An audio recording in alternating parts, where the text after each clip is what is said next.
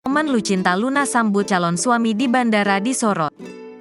Lucinta Luna kembali disorot kebersamaannya dengan pria bule di bandara. Ternyata keberadaan Lucinta Luna di bandara tersebut menyambut pria bule tampan yang datang di Indonesia. Artis Lucinta Luna lantas memeluk pria bule tersebut dengan mesra. Bahkan tidak sungkan Lucinta Luna sebut pria bule tersebut sebagai calon suaminya. Berharap mendapat restu keluarga, Lucinta Luna jemput pria bule calon suaminya di bandara.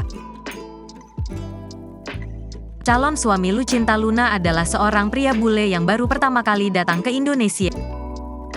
Artis Lucinta Luna pun menyambut hangat pria bule tampan yang dijemputnya di bandara. Perjumpaannya di bandara, Lucinta Luna tak sungkan mendaratkan ciuman dan pelukan kepada pria bule yang disebut-sebut sebagai calon suaminya itu. Lucinta Luna terlihat bahagia didatangi pria bule calon suaminya hingga menginginkan restu dari keluarganya.